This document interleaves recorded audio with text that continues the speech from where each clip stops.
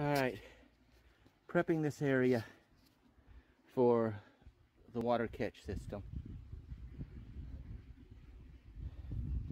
I've just got to get it down about 2 inches and level this. This is already dug down back here. I just got to level this section off, and then I'll lay down some tarp, haul in the gravel, and it will get packed up and ready for the water catch cisterns. This is going to take me a couple of days. I've got to do it slow. The only way to get through this hard packed clay is hammer and chisel. So we've moved the excess out. That'll have to get leveled out a little bit more. But that goes around back over here. And this is where our rain catch system's going to go. I just need to cut the plastic back and level it. So another step done.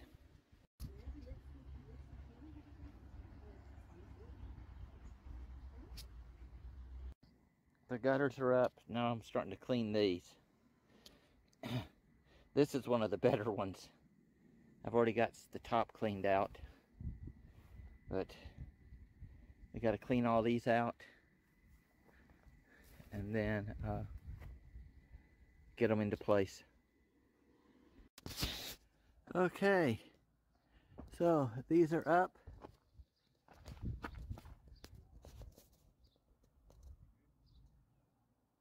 Runs the length. Can't tell, the sun's in my eyes. Let's go to the other side.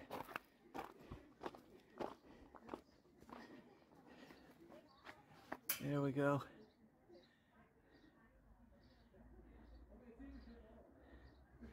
Gutters are up on the eaves here on both sides.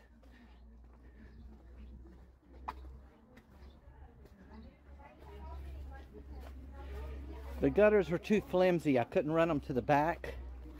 So I did a piping inset, and it's set down at a 2-degree angle. These I could do, so that runs all the way around. The corners come around, they attach to here. This runs at a 2-degree angle down.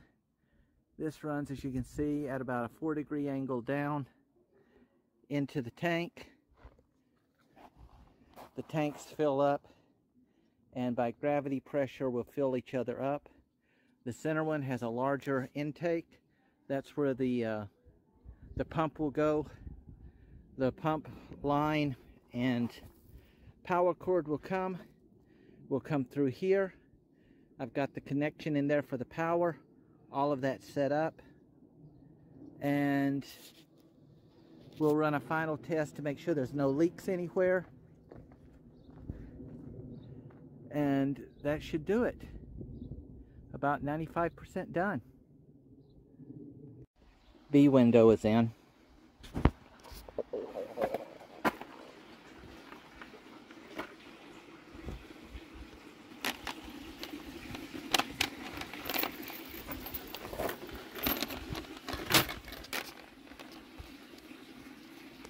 Or I can adjust it using the clips at the bottom.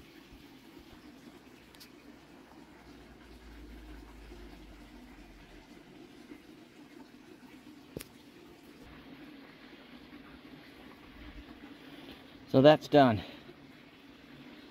Okay, plenty of line for the pump, plenty of hose. So the rain catch system works, the pumping works, the distancing works. That's done. We are now 98% complete.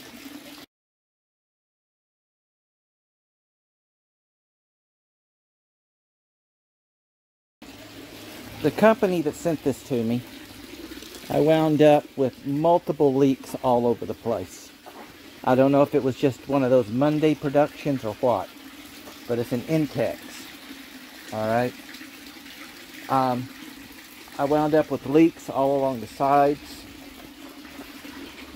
Just about anywhere that there was a fold I wound up with leaks.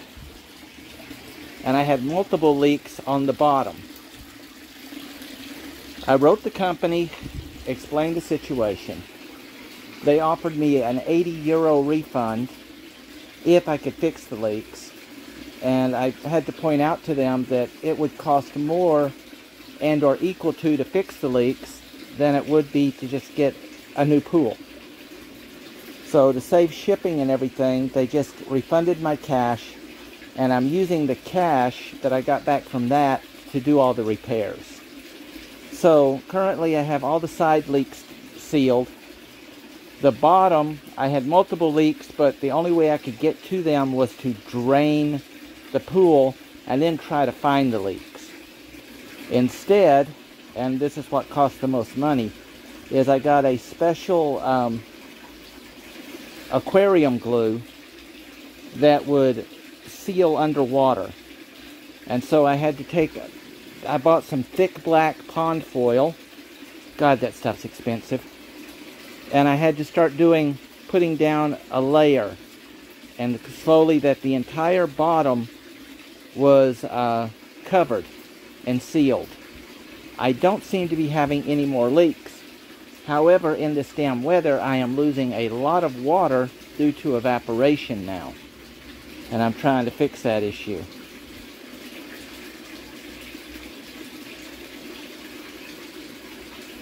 So anyway, they gave me the money back. I'm using that to do the repairs. And so I basically break even. But they really need to look at how it's either the machine's folding it too tight and cracking it, or this was just a Monday production and they didn't have enough sealant and rubberizing on it to stop it. But within 24 hours I had leaks streaming down. And most of them were in places like this, where these creases are. So anyway, it worked itself out. So I'm waiting on one more piece of this. This gets glued in as a second liner. And so I'll have a double liner glued in. That should stop any of the leaks from the bottom. And we should be good to go at that point. I have spent more time and stress trying to deal with this pool than the entire building put together, I do believe.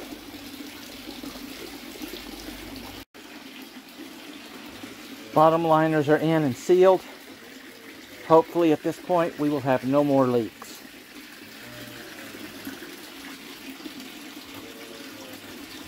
So on a closure, it's been a week since I put the liner and stuff in. The water looks darker than it is because of the stuff, but it's really clear. You can actually tell it by looking back over there. See how clear it is. In here I have now several breeding pairs of flathead minnows, fantail guppies, bearded catfish suckers, a whole array of different cleaning fish. I'm already seeing new baby snails, so the snails are breeding. Under this is a piece of oak wood for the catfish. Underneath one of these is a piece of oak wood, so it holds each one in place so those structures stay where they belong. I've got different structures over here for shading so they can get underneath it depending on which way the sun's moving. And this is an old fountain that my wife bought, and every time she got a pump for it, it failed. So I've cut everything out, cleaned it up, put it in, and this will help be a secondary hidey hole because they can get down on the inside and so on, for the baby guppies and stuff, so they don't get eaten right away. And now we simply let this run. I have shortened the piping over there so it's not taking so much to pump the water through. Here, these are set up for my pepper plants. This will be for the lemon trees. I've got the support legs into the shelves. This system is working fabulously.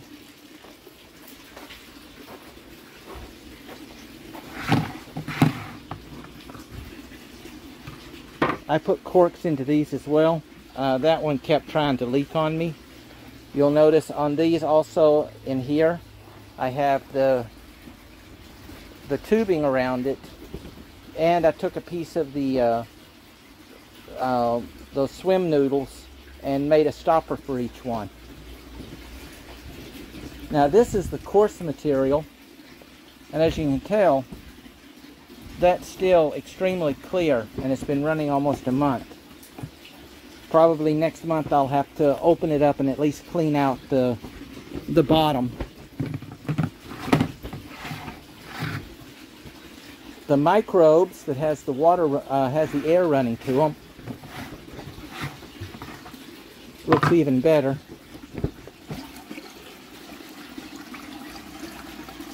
So this is how I know that that water is actually clear, because it's being pumped in through here. And I took a glass and sifted and looked at it for clarity as well. I thought maybe the oak and birchwood I'd put in for the beardies had discolored the water, but it was just a natural process. So it's holding, it's doing good. I've got some little water plants floating around. They've already, I bought three mains, and they've already started creating babies, and those have been breaking off and floating around to help clean. I've got some moleweed there that's growing in a couple of places. You see it floating over there. So I've got everything running now as a base system. I've got cover. It's well enough. I've got little pregnant guppies. Little fat pregnant guppy there. I've got pregnant guppies. I've got the snails are multiplying because I'm finding baby snails. When I clean the bottom using my pool vacuum, I have to check the sack because the little baby snails are so small they still get sucked up. And then once a week I come in and I run the little pool vac. This is a Intex. It's it's got a lithium battery, so I can just charge it up from my thing here. There it is. And then it comes down and gets plugged in and charges. So all of that's self-sustaining. This is done. The gravel is done. The tables are done. The benches are done. I'm now getting ready to start moving in the plants. The water system is done. This is now leveled out and prepared for the bees. And now it's just a question of waiting for my fund money to get allotted to me by my wife, so I can start. I've got to put some foil down, another layer of gravel, and because as you see, I have grass coming through here, and I want to keep that from happening. So I'm going to put another layer of foil down all the way back here and around, and then another 2 to 3 inches of gravel will come up to buttress against the bottom wood form, and that will cover that and keep everything through here grass free. I don't want to be picking grass from underneath my beehive. So that's it. And once the beehive's in, that'll conclude this video.